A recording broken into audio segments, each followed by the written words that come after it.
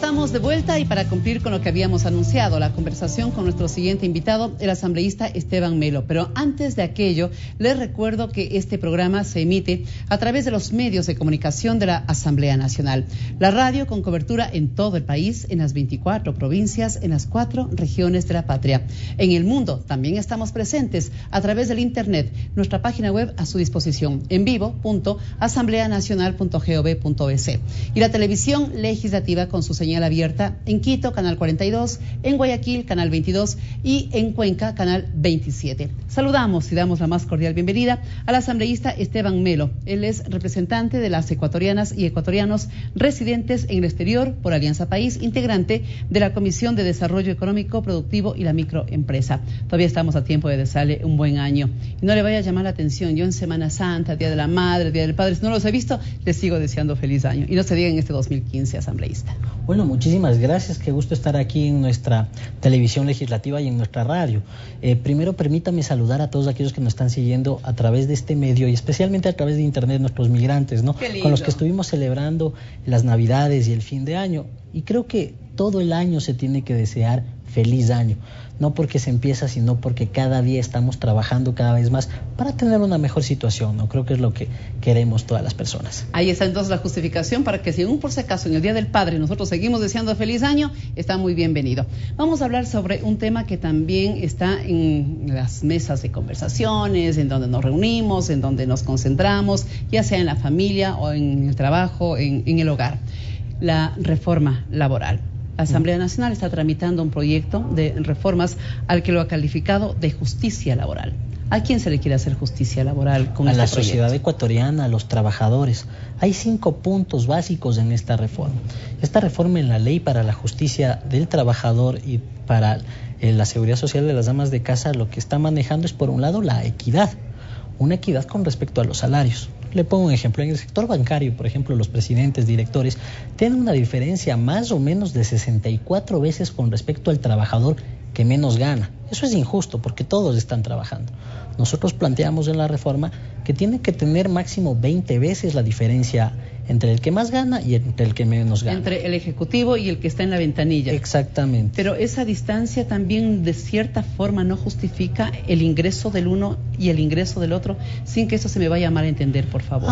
Ambos están trabajando, ambos están en el sector productivo, ambos están trabajando en el sector financiero, y si mal o bien hay una diferencia, no tiene que ser tan grande. Tenemos que buscar la equidad porque eso permite cohesión social. Aparte de eso, hay otro problema de evasión. En el problema de evasión tenemos es que muchos dueños de las empresas se ponen como trabajadores. ¿Para qué? Para evitar pagar sobre los beneficios de la empresa, en los cuales tendrían que pagar un 22% y terminan ganando un 16% más porque acogen la parte de beneficios que tienen los trabajadores. Entonces ahí sí nosotros vamos a tener primero mayor transparencia fiscal y mayor justicia con respecto a las diferencias salariales. Le pongo un ejemplo. Al mes, para un director de banco está muy bien que gane $10,000, ¿verdad? Es un sueldo bastante alto. Bueno, pues en ese caso, el empleado que menos gana en esa empresa tendría que ganar $500. Eso nos indicaría pues que es un salario por encima de la remuneración básica unificada y que sigue siendo bueno dentro de la realidad de capacidad de poder adquisitivo en el Ecuador. Ese es uno de los elementos que caracteriza a esta reforma laboral, achicar la distancia entre el que más gana y el que menos gana en una misma empresa y en una misma actividad. Otro de los correctivos que se quiere hacer a través de este proyecto. Modernizar el mercado laboral ecuatoriano. ¿Qué es lo que está pasando? Lo que pasa es que el 13º sueldo y el 14º sueldo generan caos macroeconómico porque se necesita mayor cantidad de masa monetaria. Los países que tienen moneda propia pueden solucionarlo de una forma muy sencilla, que es emitiendo más moneda, pero esto genera hiperinflación. Para entender este fenómeno yo le recomendaría un libro muy bueno, que es de Jeffrey Sachs, y en el apartado que habla de Bolivia, hiperinflación a altos vuelos. ¿Qué hacían en Bolivia? Cuando tenían que realizar estos dos pagos, simplemente emitían más moneda, pero generaba hiperinflación. Nosotros tenemos una dificultad añadida, que no tenemos dólares. Exactamente. Al tener dólares necesitamos el doble de masa monetaria para poder pagar. ¿Qué es lo que se está haciendo? Se propone que de manera opcional los trabajadores del sector público o del sector privado puedan decidir si les pagan de forma mensualizada.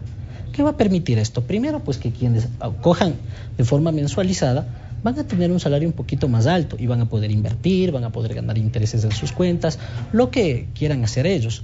Los que no, simplemente van a seguir teniendo su 13º y 14º sueldo. ¿Esto será parte de una educación para lograr una cultura de ahorro también? ¿Abonaría por ese ángulo? Es importante el ahorro porque genera capitalización en las personas, pero también es importante el consumo porque jala del sector productivo. La demanda real es muy importante y la demanda real es totalmente contrapuesta al ahorro. Dependerá de lo que quiera hacer cada uno. Ya, muy bien. Otro aspecto tiene que ver con los contratos que antes se iban renovando una vez que se ha cumplido el plazo para el cual fue suscrito, pero sigue haciendo la misma actividad, sigue con el mismo patrón, sigue con el mismo sueldo muchas veces. Claro, entonces, ¿eso se va a corregir de qué forma? Claro, es otro eje que genera estabilidad. Lo que estamos promoviendo dentro de la reforma es para que se firmen contratos indefinidos. Mire, había un contrato, ¿no?, que es el contrato a prueba. Oiga, si yo ya voy a trabajar, ¿por qué voy a estar a prueba? Entonces, lo que distinguimos nosotros dentro de la reforma es que ese periodo de tiempo forma parte de un contrato. Y un contrato que tiene que ser indefinido. El periodo de prueba es una parte de la contratación, no es un contrato específico. Entonces, esto va a permitir tener mayor estabilidad. ¿Por qué? Porque usted de repente estaba 2 años en una empresa a buscar trabajo nuevamente o simplemente a firmar un nuevo contrato y perdía antigüedad en las propias empresas, pues, y eso para su currículum, para su desarrollo personal, incluso para las ventajas que se tienen dentro de las empresas, es bastante negativo. Lo que buscamos es que haya mayor estabilidad. Ya, pero no se deja de lado las otras modalidades de contratos temporales, ocasionales, en donde de manera obligada se los tiene que aplicar. Diga usted una época de cosecha, una época de pues siembra ahí en el sector agrícola. Ahí estamos estudiando y proponiendo que se establezcan contratos de prestación de servicios. ¿Qué es lo que va a permitir esto? Por un lado, pues que la gente sea contratada por unas empresas especializadas en una determinada labor. ¿Ya? Le pongo un ejemplo. Época invernal, se producen inundaciones. Bueno, pues nosotros que se generen empresas que sean especializadas en desatascar sumideros. De esa forma la gente va a poder estar en una empresa que va dando servicios y no es terciarización, es especialización, porque entre otras cosas en otra parte de la reforma, con la disminución de brechas salariales, lo que vamos a hacer es que la gente gane mejor. Ahora, esto podría acarrear de cierta manera que algún trabajador pueda quedarse fuera del requerimiento de una empresa de servicios especializados. Si está necesitando alguien que sepa controlar inundaciones, que sepa atender sembríos y no lo sabe, queda fuera del contrato. Bueno, para eso tiene que haber un proceso de especialización, de formación, de trabajo. Mire, muchas veces en el mercado laboral no es bueno hacer de todo porque no te especializas, pero sí es bueno especializarse y hacerlo perfectamente bien. Un ejemplo es cuando uno se va a operar. Yeah. Cuando uno se va a operar, ¿dónde se va a operar? No tiene que irse a operar donde hacen 10,000 operaciones al año de la misma cosa, no donde se hacen 2 operaciones al año, porque no se está especializado al respecto. En este sentido, lo que vamos a hacer es que la gente se especialice y se tecnifique. Ahora, esta modalidad del contrato indefinido y de las otras que puedan implementarse en lo que vaya de este debate en segunda instancia de esta reforma laboral es para el sector privado, no para el sector público. Nosotros hemos recibido varias inquietudes. A ver, si yo estoy en Asamblea Nacional, por ejemplo, ya tengo 3 años, es decir, ¿ya me tienen que dar un contrato indefinido? ¿Eso es tan solo para el sector privado? Tenemos que irnoslo planteando, ¿no? En este momento lo que hay es un borrador sobre la mesa que tenemos que ir revisando. Nosotros, los equipos de los asambleístas, por ejemplo, el máximo periodo de contratación sería de 4 años, que es el periodo que nosotros tenemos como asambleístas. Tenemos que ir analizando las distintas realidades también. Ajá. Tenemos que ir viendo, pero lo que se quiere es generar estabilidad. Se quiere que la gente gane en su relación. Mire, en la relación laboral hay poderes, sí, y hay un poder que es el del empleador. Él tiene el capital y el del trabajo. Lo que estamos haciendo es que el trabajador se empodere y gane mayor fuerza con respecto al empleador para que puedan establecer un diálogo mucho más cercano y que puedan establecer un diálogo mucho más justo, especialmente para el trabajador.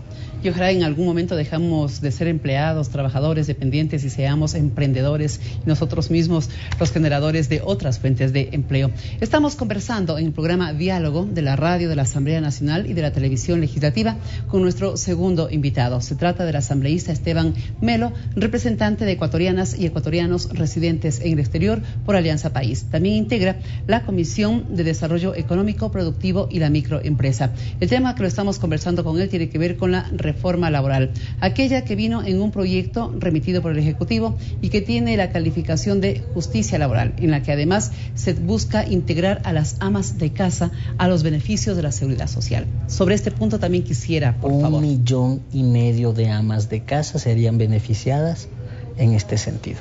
Y está vinculada con el tema de las utilidades. Voy a explicar las dos. Por favor. Muy sencillo. Nosotros tenemos que tener la capacidad de financiación para esto. Asambleístas de oposición les veía que decían que es antitécnico, que no se tiene la capacidad. Claro, si ellos establecen un sistema como el que están acostumbrados, en el cual no tocan distintas partes de la economía para poder ser eficientes, sería malo. Pero en este caso no es así. Establecemos también dentro de la reforma que el máximo de utilidades que puede estar recibiendo una persona en una empresa son 24 remuneraciones básicas unificadas, que con el último incremento que ha habido es más o menos $8,496. Muy bien, pues lo que sobre va hacia el IES y sirve para todos los trabajadores y especialmente para las amas de casa. Decir de las amas de casa pues suena lejano, pero estamos hablando de mi mamá, de mi hermana, estamos hablando de mi abuela, de mi abuela. ¿A todas ellas les va a proteger? Por supuesto. ¿Sí? Por supuesto, porque el principio es la universalización. La universalización para reconocer ese trabajo sacrificado 24 horas al día en el que no hay protestas, ¿sí?, de nuestras madres. O sea, ahora, a las 3 de la mañana un niño se ponía enfermo, sí, y ahí estaba la mamá para cuidar y para protegerle. Ahora, la duda que se tiene es, a ver, comienza esta ley a ejecutársela, se la aplica, comienza el aporte de los $2 mensuales. No es que accede a los beneficios de atención de salud ni otros que presta el Seguro Social, sino que tiene que esperar todo un periodo para cuando llegue su jubilación, su cesantía, acceda a estos beneficios de la Seguridad Social en esta especialidad. ¿Es así? Porque también tenemos que ser responsables. No podemos brindar los derechos sin capacidad de cobertura. Entonces tenemos que nosotros también marcar los sistemas que permitan poder generar estas coberturas. Ahí no podemos ser demagogos. Podríamos decir, no, que se empiece desde el primer momento, pero ahí estaríamos quebrando el Estado. Entonces lo que estamos haciendo es ajustando todos los mecanismos para que estos beneficios se les dé a nuestras amas de hogar. Ojo, recordemos una cosa, veamos el pasado y veamos incluso el presente. Con esta reforma lo que queremos es universalizar la cobertura que tienen nuestras amas de hogar. Antes simplemente no existía. Y en este sentido nosotros desde el despacho vamos a lanzar una propuesta de esta reforma. Y ¿así? ¿Cuál va a exactamente ser? Para nuestra primicia. Exactamente para nuestros migrantes. Tenemos una situación, mire, nuestros migrantes han ido fuera y ya vuelven muchos adultos mayores. Y son con países con los que no se ha establecido convenios como es el de España, el Convenio Hispano-Ecuatoriano de Seguridad Social, y no tienen aportes acá y no se pueden jubilar. Bueno, pues también lo que vamos a pedir es que se establezca un sistema de cobertura de pensión mínima de dignidad para los migrantes retornados. Bien, y no dejar suelto aquel aspecto que usted destacaba, que es parte del financiamiento de esa cobertura de la jubilación o cesantía de las amas de casa, viene de las utilidades en exceso. Tenemos calculado que más o menos estarían recaudando al año $120 millones. Con esos $120 millones, una parte sería para todos los trabajadores, otra parte para las amas de casa, y por qué no nuestros migrantes retornados, que desgraciadamente no constan aquí como aportantes, pero que necesitan también tener una pensión, aunque sea chiquita, pero que ya les permita pues poderse comprar medicinas, poder estar ahí, con diferencia del bono de desarrollo humano. Ojo, nosotros venimos de una realidad bastante dura en el Ecuador, y no solo para nuestros migrantes retornados, sino para nuestra población de adultos mayores, que si en este momento no tienen hijos que les mantengan, simplemente no tienen ingresos porque no eran aportantes, no tienen pensiones. Bueno, pues utilicemos esta oportunidad para poderles dar también cobertura a ellos. También hay inquietud a propósito de los adultos mayores, asambleísta, sobre el aporte que venía entregando el Estado para las jubilaciones. ¿Desaparece, se modifica? ¿Cómo queda el tema del 40% que se entregaba por parte del Estado para las jubilaciones patronales? Tienen garantizadas las jubilaciones. Desde luego lo que no vamos a hacer es afectar a nuestros adultos mayores. Eso tienen que tenerlo muy, muy claro. Lo que pasa es que el mecanismo que estamos viendo, tenemos que ver cuál sea el más óptimo para poder seguir teniendo la cobertura, pero tienen que tener la garantía que nosotros vamos a proteger esas pensiones. ¿Qué dice el proyecto al momento y cómo podría mejorárselo?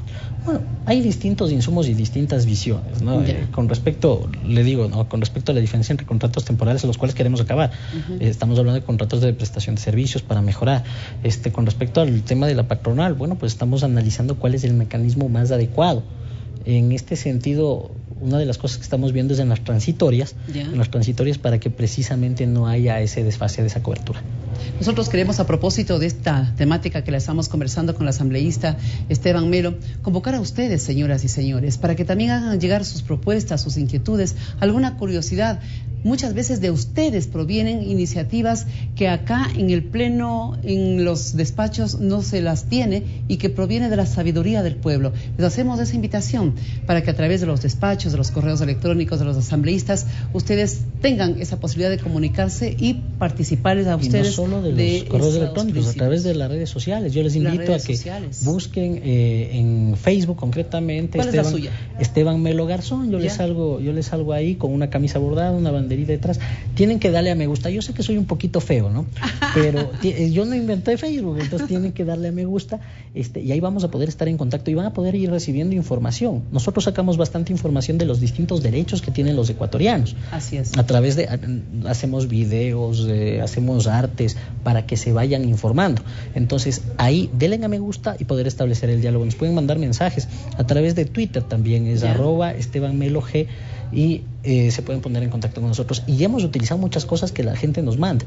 Por ejemplo, en el caso de Italia había problemas con las licencias, nos mandaron a través de correo electrónico y pudimos hacer incidencia ante la ANT, también ante el Ministerio de Relaciones Exteriores y Movilidad Humana con respecto al sistema de 4x4. Ese es el proceso de fiscalización positiva que nosotros estamos llevando adelante. Qué bueno que así se lo haga.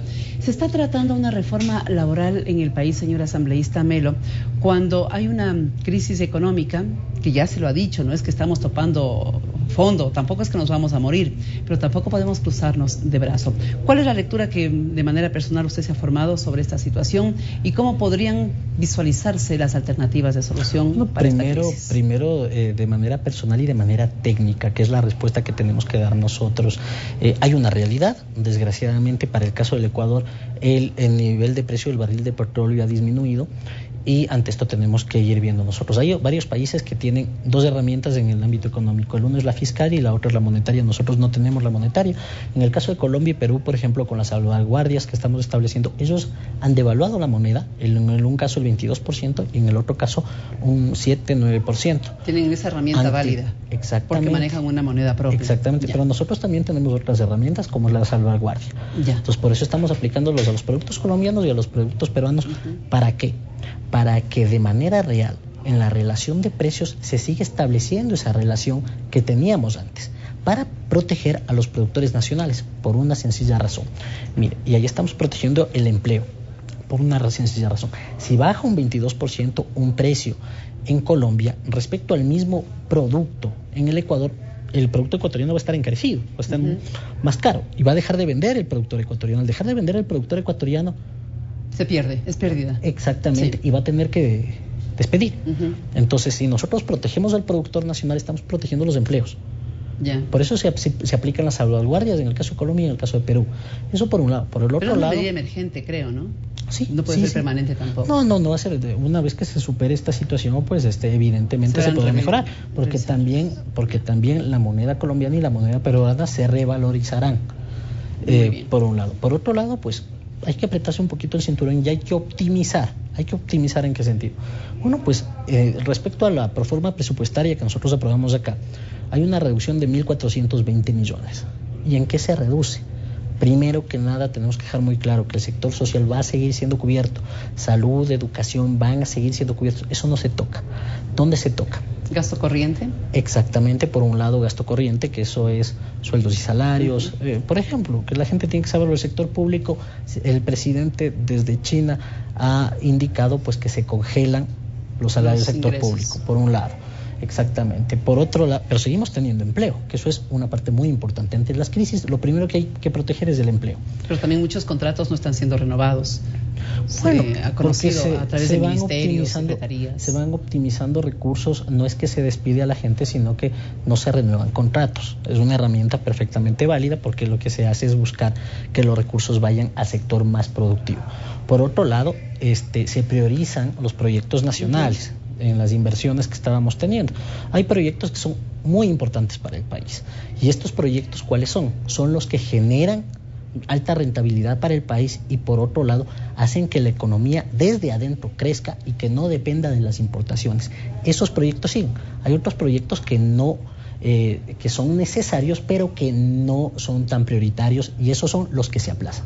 Muy bien, si alguien necesitaba un edificio, que se espere. El edificio puede esperar. Sí, pero nos tocará juntarnos a más de unas oficinas simplemente. Simplemente aquello. Muchísimas gracias la participación, la información y estas opiniones que nos ha compartido el asambleísta Esteban Melo, representante, como lo hemos dicho, de ecuatorianas y ecuatorianos residentes en el exterior por Alianza País e integrante de la Comisión de Desarrollo Económico, Productivo y la Microempresa. Temas que están en desarrollo y que por lo tanto les haremos el seguimiento indispensable. Gracias, señor asambleísta. Muy buenas tardes. Muchísimas gracias a la televisión legislativa y decirle simplemente que la situación está un poquito más complicada, pero antes ya hemos afrontado esta situación y que no hablemos de crisis, sino simplemente que una nueva situación en el mercado económico internacional.